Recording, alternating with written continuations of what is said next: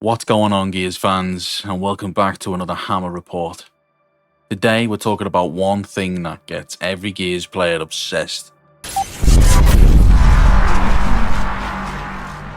The weapons.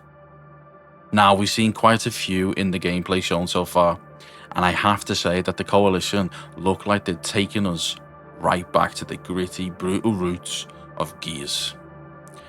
And there's only one place to start, the Retro Lancer. Come and get some, you goddamn grubs! Oh baby, the Retro Lancer. I absolutely love the look of this thing. It's chunky, industrial, and it feels like a proper military weapon from the Pendulum Wars. This was the COG's standard issue rifle before anyone had ever heard of a Locust. Back then, it wasn't built to fight monsters hiding underground. It was built to fight other soldiers. The Retro Lancer, or Mark I assault rifle, didn't have the iconic chainsaw underneath. Instead, it had a massive fixed blade that let soldiers charge straight into battle and skewer the enemy. Marcus sticks a Locust with that blade, and the Locust pretty much shrugs it off. To me, that's not bad gameplay, that's storytelling. The COG had no idea what they were up against. This weapon was designed for human enemies, not 8-foot monsters with armor like skin. Lore tells us that the standard bayonet kept snapping or simply couldn't penetrate the Locust hide. We already know that Ty carries a handheld chainsaw into battle, and that Marcus Phoenix would eventually help create the Mark II Lancer. Now here's my theory. I think E-Day is going to let us experience that evolution. I genuinely believe that we see Marcus realise that the retro blade just isn't enough. Maybe we'll see failed prototypes, battlefield modifications, maybe even soldiers strapping chainsaws onto weapons out of desperation. Imagine watching the birth of the first Chainsaw Lancer.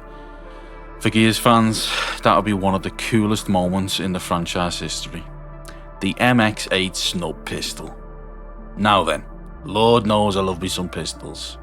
The MX8 Snub is back, and honestly it looks fantastic. It's simple, reliable, and it packs enough punch to save your life when everything else has gone wrong.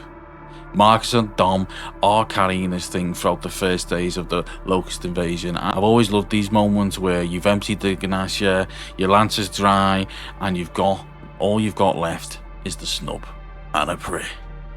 I also think we're going to see more sidearms as the game goes on, but the MX8 feels like the pistol we're going to spend a lot of time with. The Gnasher looks like it's returning to that classic 6 shell capacity, and from what my eyes are seeing, this thing packs an even bigger punch. The range fall off also looks a little bit different to me, and I think players are going to have to get used to that just a little bit before pulling the trigger. It feels heavier and more rewarding, almost feels like every shot really matters. The sound design is incredible as well, and it doesn't sound like you're firing a shotgun. It sounds like you're slamming a car door into someone's chest. Classic Gears. The Bolo Grenade. My beloved Bolo Grenade returns. And yes, we're back to sealing emergence holes with them, because apparently the best military strategy the COG could come up with was throwing a spicy metal pineapple into a giant underground monster tunnel. The Longshot. This one's for the headhunters. The Longshot is back, but it's looking a little bit different. The bolt action reload appears to be slower and more deliberate, and the scope itself has had a redesign. Landing those active reloads headshots is going to be as satisfying as ever. Let's talk about the new toys. The Gut Puncher, a grenade launcher. Looks absolutely brutal. This COG weapon fires armor piece and explosive rounds, and from what I've seen, you can either rapid fire them or hold the trigger to time the explosion. Which means if someone's hiding behind cover, thinking they're all safe and sound, well, they're probably about to discover they were just sitting in a very expensive coffin. Then there's the Incinerator, a brand new shotgun that looks absolutely horrifying. We've seen this thing literally melting enemies where they stand. And it looks like it pumps them full of lambent acid before evaporating them down to the bone. We have the Retro Rancer, the Snub, the Gnasher, the Bolo Grenades, the Longshot, the Gut Puncher, the Incinerator, and I have a feeling we still got plenty left to discover. So did we miss any along the way? What classic weapons are you hoping to make a return? Would you like to see the Hammer of Dawn, the Torque Bow, the Boom Shot, or do you want the Coalition to surprise us with more new concepts? Drop your thoughts down in the comments, because I read every single one, and if you're enjoying all things Gears of War E-Day, make sure you hit that like button, subscribe to the channel, and join us for the next Hammer Report. Until then, Hammer Report offline.